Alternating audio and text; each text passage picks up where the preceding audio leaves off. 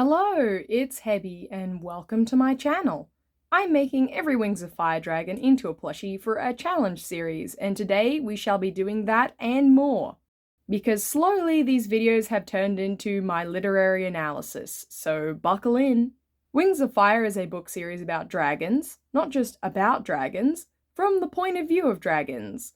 They talk, they read, they write, they form intricate societies with lower classes and then exploit those lower classes. They canonically know what a microscope is, and they understand the concept of germ theory and bacterial infection. And they also do magic. So with that in order, welcome back to this challenge. But also, welcome to what I would like to call the overwhelming problem with Animus magic as a concept, and why I think, personally, writing it would be insanely hard and very unrewarding. So far in this challenge, we have hit the following characters with the plushification beam. Dragons A, B, C, D, E, F, G, H, and I. Welcome to the J category. If you couldn't tell by this beachy background and my preparedness to rant, it's time for Jerboa III. Spoiler warning for book 14 and all the books leading up to it. Super duper spoilers for this one. Listen, this is going to be an intensely salty one. Like a whole bucket of salt for one cracker kind of salty, because I have things to say, but we'll get to that. And I'm not actually salty about Jerboa III's character. Jerboa is a perfectly fine character. I like her. She's both fun and depressing, which is an oxymoron. But if you can't remember her, here is the recap. She is an ancient Animus dragon alive in the modern day due to magic, who was made as a clone, or a semi-clone, or, well, actually, let's just retry from the beginning. Another Sandwing Animus, also called Jerboa, who is from Darkstalker's time, desperately wants a kid to start a family, but lacking a husband and the ability to undergo parthenogenesis, she magics an ostrich egg to be her daughter. And that is not our Jerboa. Yep, that's Jerboa II, which Jerboa I decides she doesn't like and replaces her, mysteriously, I don't know, with another dragonette, also Jerboa, who shall henceforth be referred to as Boa for the intro to make things make sense. See this diagram? It's going to be confusing without pictures, and they all look the same on their official reference sheets because Boa looks like her mother. The parthenogenesis thing was not a joke. I think that's meant to be what is happening here, except with magic rather than a quirk of evolution. It's an actual thing in biology. Parthenogenesis is when a reptile that has no mate might reproduce asexually, laying a fertilized egg or giving birth to not quite a whole clone. Nerd rant alert, time to take the nerd glasses off of cricket again. Ahem. This is because during sexual reproduction, 2 chromosomes are required, one from each parent. They are combined into the baby, but don't worry about that. The mother receives 2 unique chromosomes from her parents. But in asexual reproduction by parthenogenesis, one of the 2 chromosomes the mother has is given to the baby, and then it replicates itself for a full diploid, di meaning 2, set of chromosomes, making the babies genetically distinct from the mother, half-clones. And in animals which are like humans and have XY chromosomal sex determination, the babies will all be female because XX is female and there's only X chromosomes to go around if you have no baby daddy. But most reptiles are ZW sex determination, which works the same, but the female is the one with a mismatched set of chromosomes, meaning babies that survive are all ZZ, meaning male, because WW is super dead, not genetically viable. Which means, from context clues able to be sniffed out from the fact that Jerboa has a female clutch, dragons in the Wings of Fire universe are one of those exception reptiles, being XY sex determination. The more you know. Okay, moving on from my biology rant, really channeling the spirit of the cricket on my plushie shelf, I have more biology rants coming. Ahem. The first Jerboa is a horrible parent to her little semi-clones, presumably killing Jerboa II for being a failure and abusing Boa III. She's such a horrible mother, she practically blows the other dragon mothers out of the water. And I even have Cobra, Kibley's mother, pictured on the Wild Round list, slapping Kibley in the face. Yep, Jerboa is even worse than that. She uses her magic to snip elements of her daughter, Boa's memories and personality to cause her to completely obey her, or to be 20% more loving, or 50% less clingy, or to only grow to a certain size but to live forever. Hence, they are both alive 2,000 years later. I won't even touch on it that deeply because it is actually legit depressing. Do not trust the cuteness of this promotional poster art. It is not like that at all. Jerboa I presumably kills the character she's with too, because that's Jerboa II. Proving that Jerboa II was not unable to be born due to magic going awry, but that she was in fact born and then later disposed of in some way. Yikes. Anyways, in the end, Boa snaps through her torture, which is described pretty overwhelmingly on page. She manages to gain an understanding of what has been done to her, even though her mind is being constantly wiped, and she plots against her mother and gains Animus powers. Although the price of that power is to suffer a terrible curse that was placed on her with her mother's dying breath, who magics Boa to have her body parts ripped off whenever she uses her powers.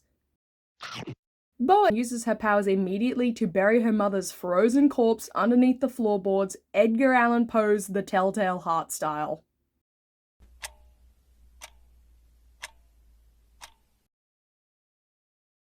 Also yikes.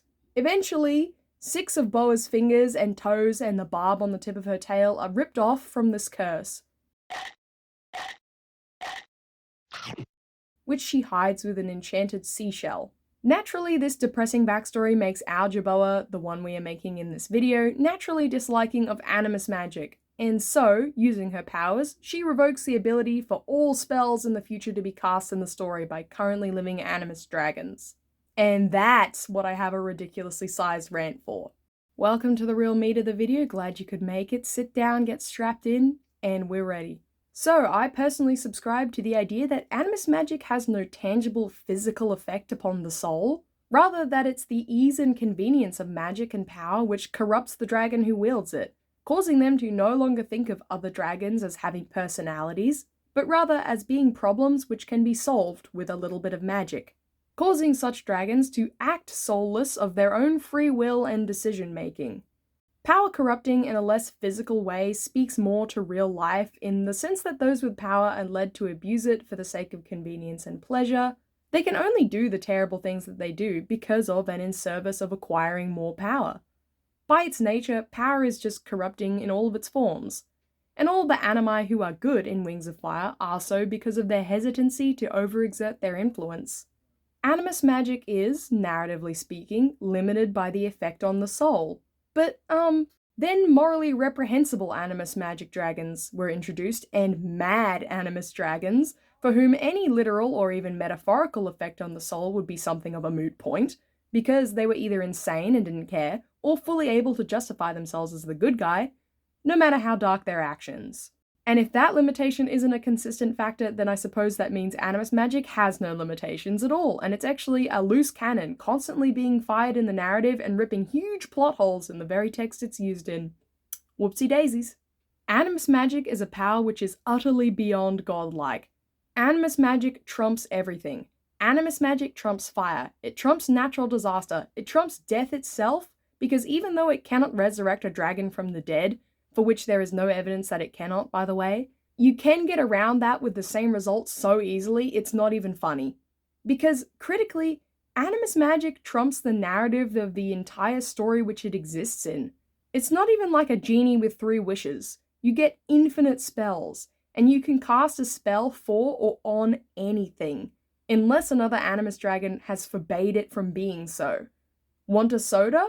You can actually manifest that from thin air. Want your dead girlfriend? Super easy. You can turn another dragon into them, or magic some pearls to heal their wounds, which would be entirely fatal, if not for your intervention, and bring them back from the grave effectively.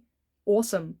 Or, here's a thought, take your dead beloved's body, you may have to go digging for this, turn their corpse into a diamond, which preserves all the memories they had in life, then turn that diamond back into your girlfriend, because it's basically the same spell used to create any other living organism from nothing, and animi do that all the time. And yes, Animus power can create life from anything. It creates Jerboa. It magically spawns in a seal in the Ice Kingdom to be clubbed to death and eaten. There is no reason it cannot reverse death other than the fact that the author thought it sounded depressing during their initial writing and cut out the part where Clearsight was going to lay down and die in the path of a rock slide on top of Darkstalker's grave. There's actually no limit and nobody telling you it's past your bedtime because you can magic them out or into existence at will. Oh, also, since this is related to the narrative and another misunderstanding I accidentally developed somehow and didn't get to mention in the Darkstalker plushie making video where it would naturally have fitted, because it was a whole hour long and I very nearly perished, still not recovered mentally from 120 hours of sewing black fabric. I had catastrophically misremembered how Animus magic was broken in the series, because it was years between my rereads, and I thought it was something Darkstalker did.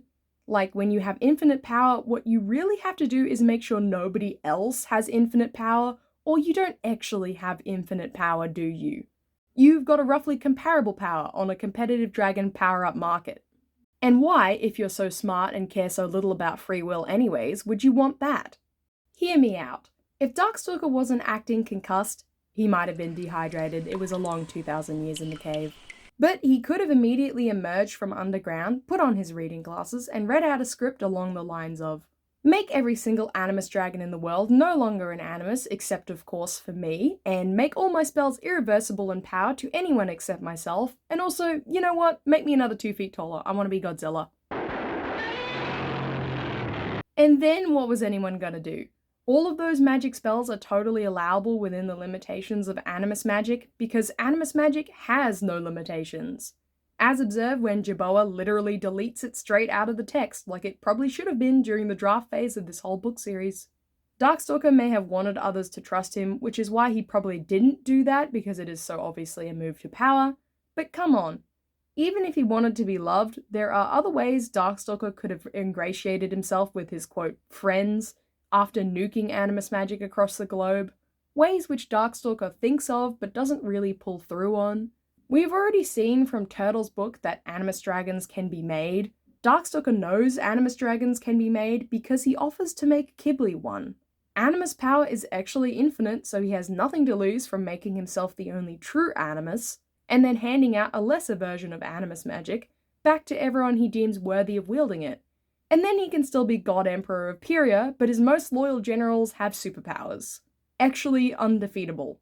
Darkstalker already demonstrates that he understands this when he hands out some enchanted objects, but he should just have gone all the way with that concept. In Darkstalker's visions of the future, his conquest across Pyria is halted significantly by the enchanted mass-duplicating earrings, which Turtle makes, spreading across the continent and preventing Darkstalker from affecting others with his magic. But that only stops Darkstalker's magic. A loyal soldier could volunteer to be made a pseudo-animus, capable of casting spells but not overthrowing Darkstalker, and then that guy can obliterate all the ice wings or the sea wings or whatever. Because the enchantment only works against Darkstalker's spells, past, present, and future.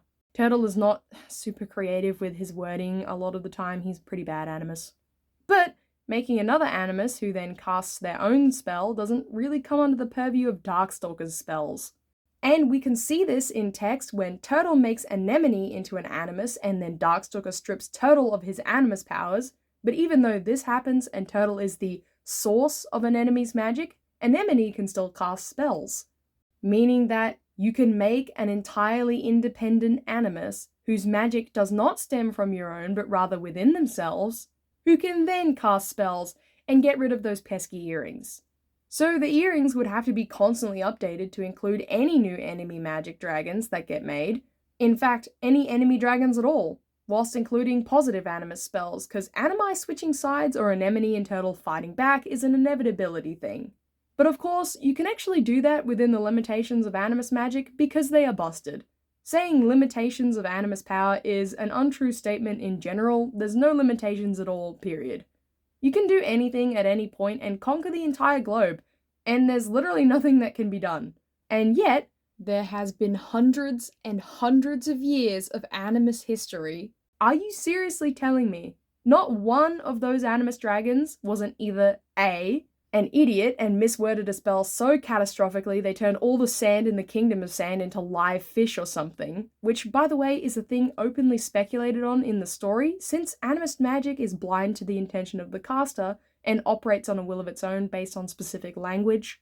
Or B, a more calculated maniac than Albatross, who only wiped out 80% of his bloodline, and did actually wipe out one of the tribes, which, once again, is a thing repeatedly threatened in the story and could literally be accomplished by any Animus dragon ever within 4 seconds, with super limited hope of ever stopping that.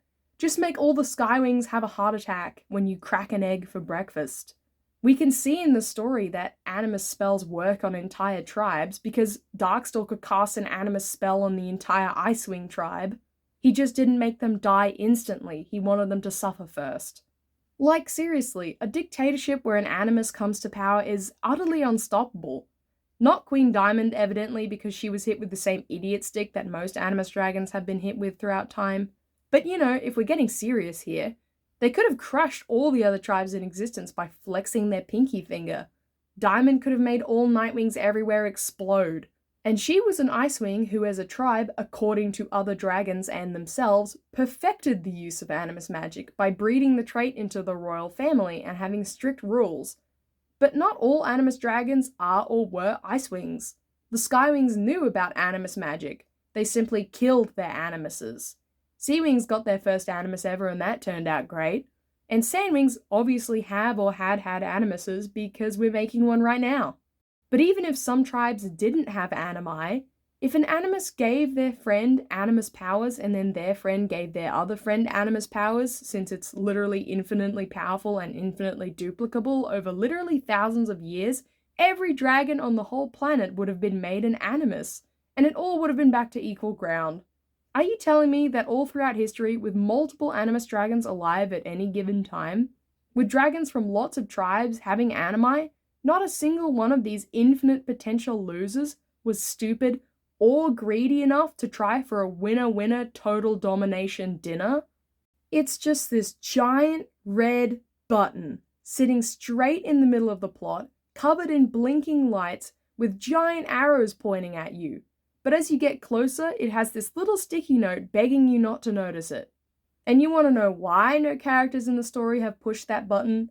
Why Queen Diamond or any other Animus magic didn't kill everyone or turn the Sky Palace into a bouncy castle, or start a real Animus war, not the piddly little fought with non-superpowered soldiers war that Queen Diamond and Queen Vigilance fought over Arctic. I mean, a real throw every spell, annihilate the world Animus war with mass tribe casualties and one victor. It's because narratively, it is absolutely imperative that Animus dragons basically never use their powers for anything and never try to. Because a story in which that happens either has no conflict in the case of magic solving all of their problems, or has way too much conflict with literally invincible enemy dragons with the power to do simply anything. But logically, as a reader engaging with the story within the framework set up by its own universe, there is no reasonable justification for the fact that an Animus has not caused the apocalypse yet. And what a busted apocalypse it would be too. I already mentioned the Animus earring problem, but Animus powers would divide tribes heavily. Any tribe without its own Animus or Animus enchanted objects would be instantly wiped out in a mass purge, and all surviving dragons would either be turned into immortal super soldiers with the strength of 10 dragons in order to combat the other side's super soldiers, or they would be unable to live outside of spellproof bubbles, or without the aid of anti-Animus jewelry, which would have to be constantly updated to account for new animi taking control of them or being born. Keep that up until the entire universe is ground down to the foundation stones by Animus magic. And in canon, it's not explicitly skill-based or possible to overpower. By that, I mean 2 Animuses are equal no matter what, no matter if this is the first spell an Animus has cast or the 500th. It's hinted at in canon by Albatross that Fathom's power may be weaker, but in canon it is not shown to be, and even Arctic declares it to be that all Animus dragons have equal power, if not equal creativity or forethought. Good job, Arctic, not enchanting your actual body to be immune to Darkstalker, and instead leaving it up to a stupid earring which was instantly ripped off by one of Darkstalker's spells. But it's like a first-come, first-served magic system, like they're assigning members for a group homework assignment and you missed the first class. It seems as if there was never a thought about what would actually happen if two spells were cast at the exact same moment, as Turtle and Anemone's Animus fight is really based on whoever yells the fastest or overrides the other with their wording, and it's definitely based on the most recent spell cast. The fact that Animus magic is so overpowered imposes intense limitations on the rest of the plot, because problems are either too easy or too hard. I've hinted I didn't like the ending of the second arc, with Darkstalker being turned into a dragonet and having his memory wiped. But that's not true. I actually like it. It's totally fine. I think it needed to have an ending, and killing Darkstalker with some sort of Darkstalker-seeking missile would have been anticlimactic. Not to mention impossible, due to the fact Darkstalker enchanted himself to be impervious to damage, unable to die, appear the most charming, convincing dragon in the world, and to be entirely unstoppable. See the entire rest of this rant section for details on why that is a very difficult story point and character trait to write your way out of. But it ended. The story ended, and that is good. It has a complete narrative arc, and they utilize the only possible way to defeat Darkstalker that they even had. But that's my problem. There was no other way. Animus dragons are so powerful, they should logically rule the world.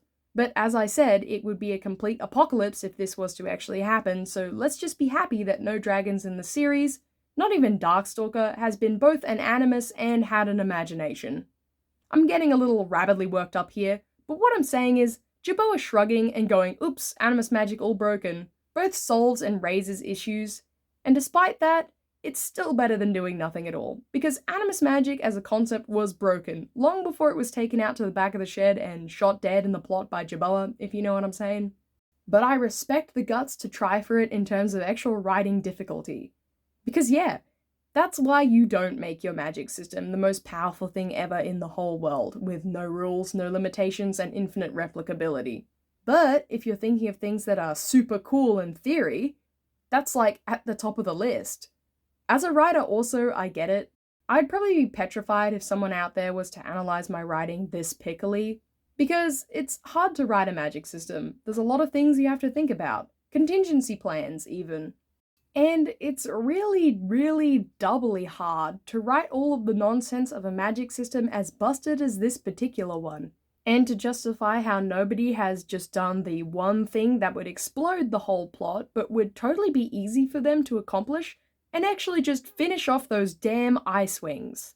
That's right. Seriously, so many of the dragons have attempted to kill all ice wings in just like 2 years of the main storyline. Darkstalker got the closest, but Burn using Moorhen's army was also ready to take a crack at it. What I'm saying is, with multiple thousands of years of history, it should have happened by now. It would be insanely easy once a tribe lost Animus powers to destroy them or take them over.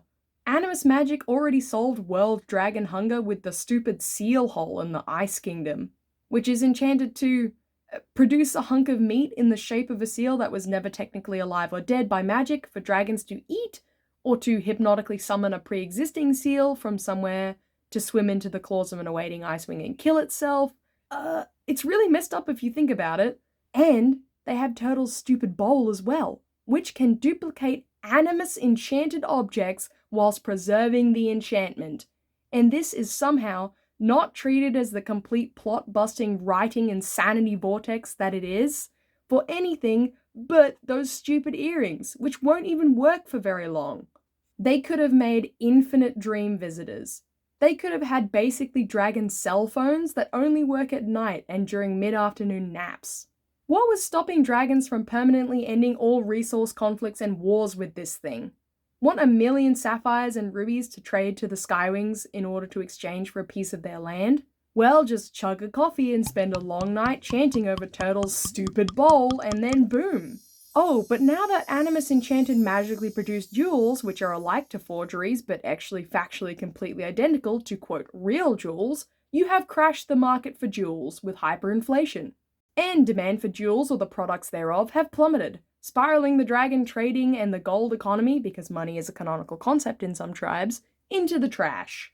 And I'm saying this in the past tense, but it's not a past tense problem. The dragons could go and do that right now, even though Animus magic is broken, because this only affects future spells cast.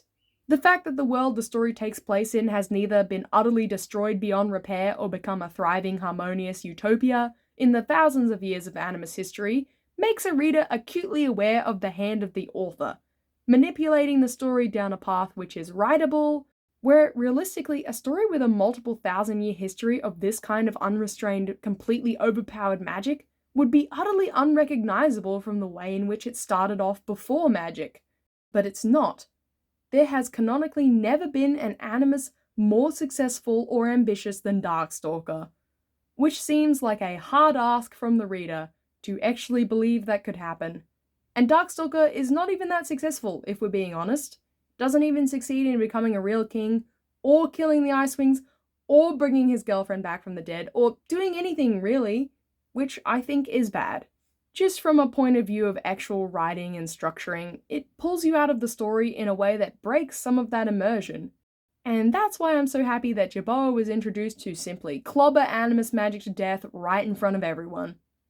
Because yep, Animus magic in the form it took in the story was broken, and for 13 books from the very page it was properly introduced in Book 2, up until the precise moment it was killed in Book 14, it was a train destined only for flaming wreckage that was never corrected in its course, and there was truly only two ways it could possibly end without the train fire burning the whole rest of the story with it, and that was a complete rewrite of history. Oh, suddenly Animus magic does have real limitations in skill or energy, which have just been heretofore unmentioned. Or just shut it all down. Like, just shut everything down, gasoline on the floor, strike the match, and walk right off. And both would have been acceptable answers, but the plot as it stood was correctly identified to be unwritable. Why didn't Turtle or any of the other easily accessible and helpful animi magic Wasp away? Why didn't they magic a cure to the breath of evil, whatever? And some action had to be taken, otherwise Tui Sutherland would have been writing a boring story. It would have been boring.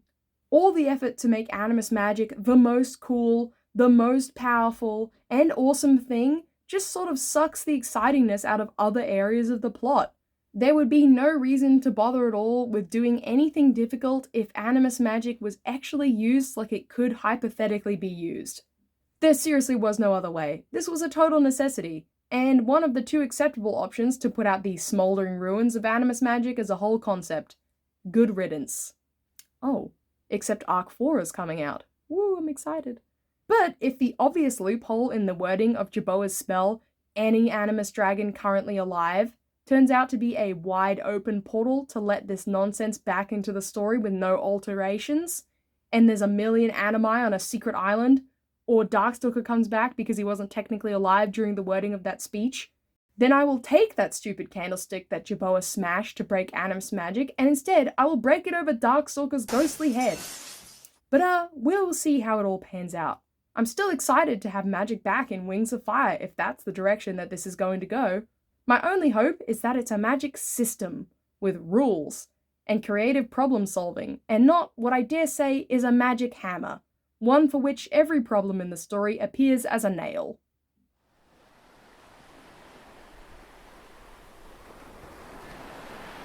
Thank you for listening to this rant. Now we have completed our plushie. Remember when that was the point? Check it out! Jerboa has a magnetically detachable tail barb, as her tail was destroyed and cut off by magic when she undid Animus spells for the future, as part of her curse she got from Jerboa I. I mentioned that at the start of the video, but you may have forgotten because I've been ranting for so long. Seriously, she is the worst mother, and they just dropped that whole explanation straight into a relatively chill story about some cozy Icewing low-tier dramas. Like it isn't one of the most upsetting scenes of parental abuse in this whole series.